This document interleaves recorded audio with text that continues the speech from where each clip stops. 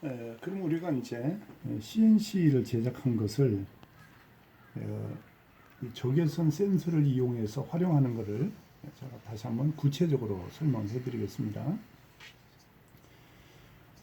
이 아두이노를 사용해서 이 적외선 센서를 사용하게 되어 있지만 이 적외선 센서 자체는 아두이노 없이 동작하도록 되어 있습니다.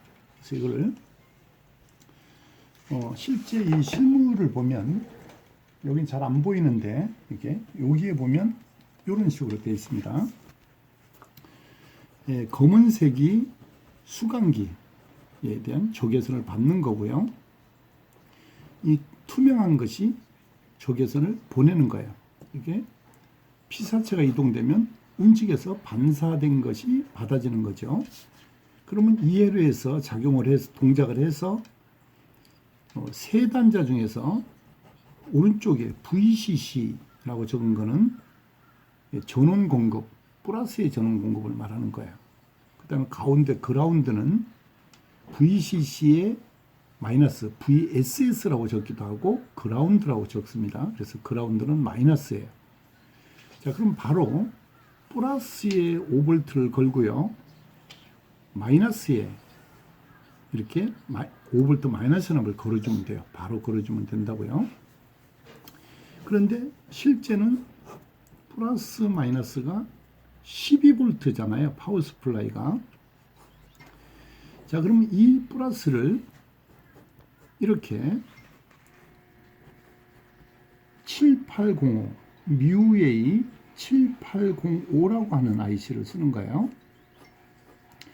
이걸 사용하는데 1, 2, 3이에요. 그러면 가운데가 어습니다. 그라운드고 오른쪽이 아웃돼요. 여기는 인풋가 되는 거예요. 그러면 인풋에는 플러스 12에서 18V 정도의 전압을 넣어줘요. 그럼 아웃드는 05죠. MUA 7805 하면 5V가 나오는 거고요. 7806 하면 6V겠죠. 7812는 12V를 출력으로 내보내는 거예요. 참고로 MUA라는 이름이 있는데 MUA 79 시리즈가 있습니다. 7905는 마이너스 12에서 마이너스 18을 넣어서 마이너스 5V를 출력을 할 때는 79 시리즈가 되는 거예요. 그럼 7912는 어떻게 될까요? 마이너스 12 전압을 얻어내는 거예요. 이게 핀이 틀립니다. 이 핀번이 이 79 시리즈는. 자, 그럼 우선 이쪽으로 오겠습니다. 그럼 5V를 가지고 여기 넣어준다는 말이죠. 12V를 5V로 낮추고 이 마이너스는 어떻게 해야 될까요? 그라운드에 갖다 연결해 주는 거예요. 얘는 12V를 5V로 낮춰주는 거예요.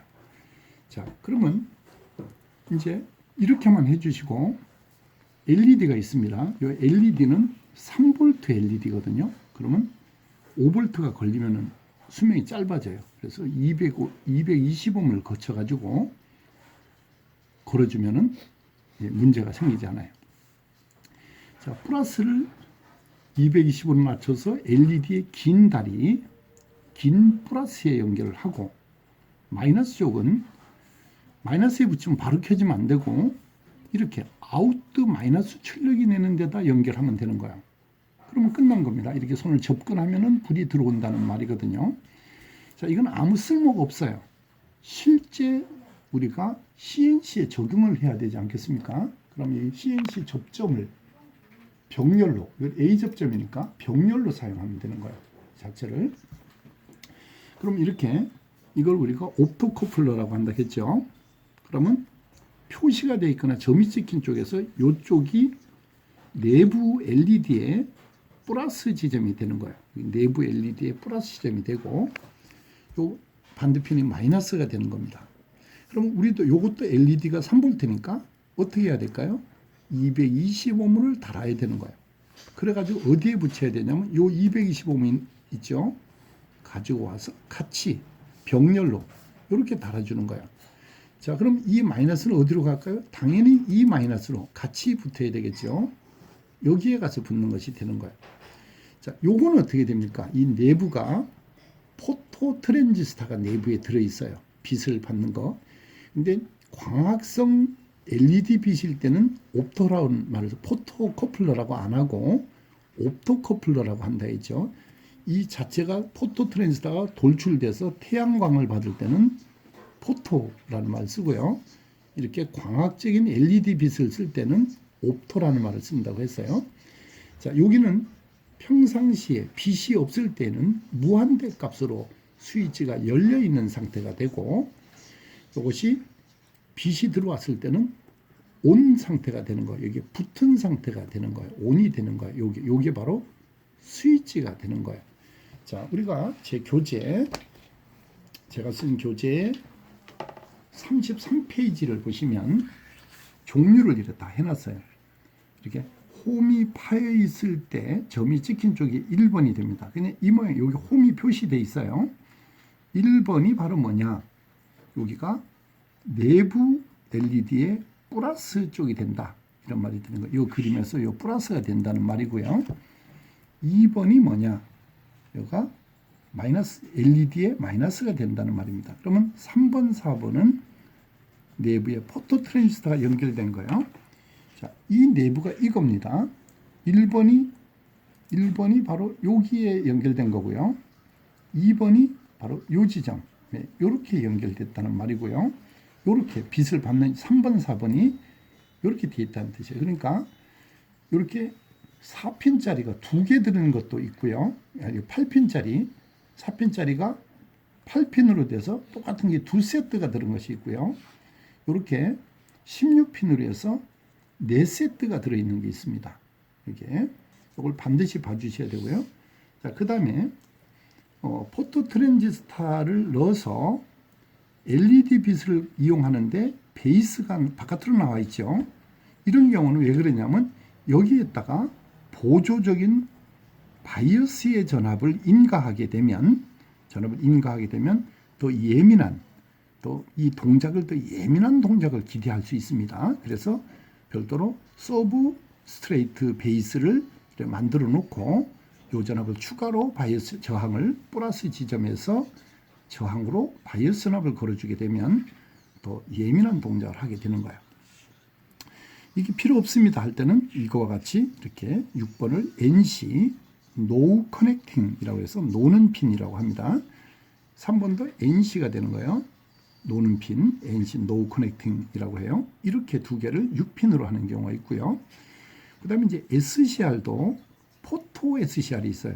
이렇게 실리콘 컨트롤 렉티파이어를 줄인 말이에요. 이렇게 요 빛이 들어올 때 빛을 받아서 게이트 신호 대신에 빛으로 SCR을 작용하는 거예요.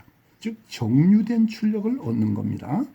자, 게이트 전압을 바이어스로 쓰게 되면 더 예민한 동작을 기대할 수 있다 했죠.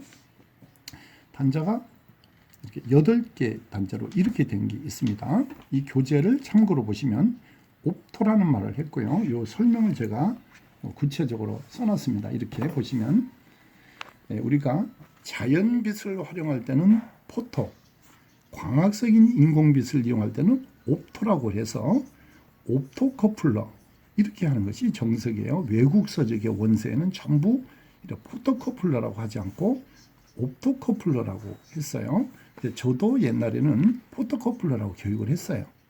근데 그 대학원에 가보니까 전부 원서가 옵토로 돼 있어서 좀 거부 반응이 있었지만은 수정을 했습니다. 여러분들 참고로 해주시면 되겠습니다. 이 뒤에 실제 응용 회로입니다. 이게 이제 옵토 커플러를 이렇게 실제 활용해서 출력 나오는 전압을 옵토 커플러를 이용해서 제어하는 거예요. 이렇게 제어하는 건데 여기도 많이 사용됐죠.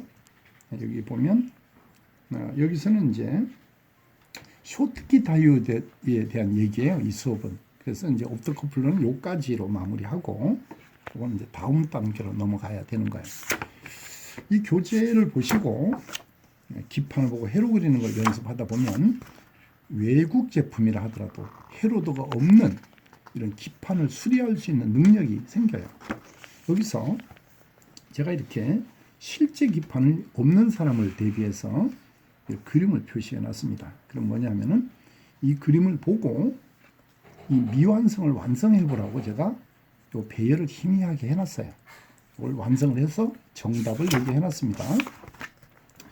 이렇게 그려보고 자신이 붙으면은 없이 백지에 이걸 가지고 그려보고 안 되면 다시 이걸 보고 이걸 완성해봐라. 그래서 세 종류로 제가 놓은 거예요. 그래서 이걸 보고 연습하시면 자격증 시험에 해당되는 이런 기판을 완성하는 그런 그 1시간짜리 시험에 여러분들이 쉽게 적응해낼 수 있습니다. 여러분 뒤에는 힌트입니다.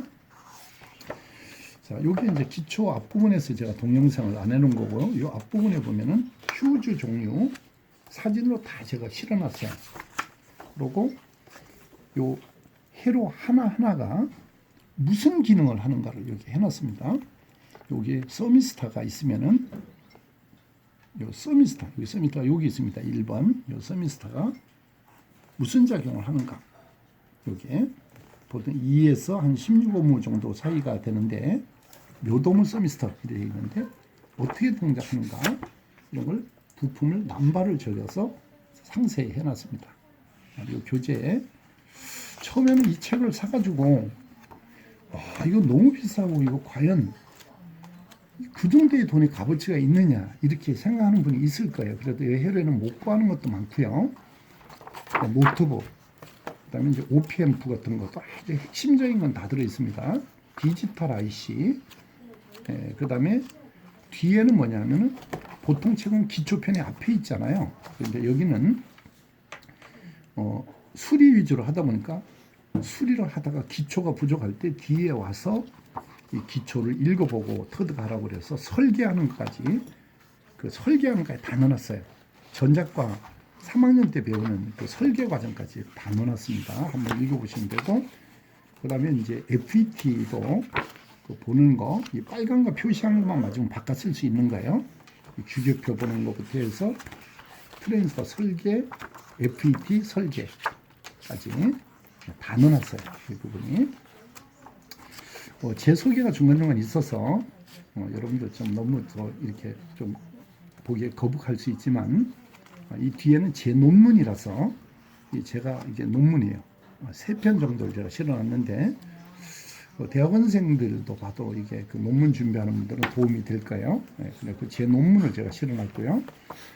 자, 그다음에 이제 커피 머신도 구모델과 그 테라과 최신 모델까지 수리할 수 있는 그런 걸 이 센서를 상세하게 했어요. 제가 신제품을 못 구해가지고요.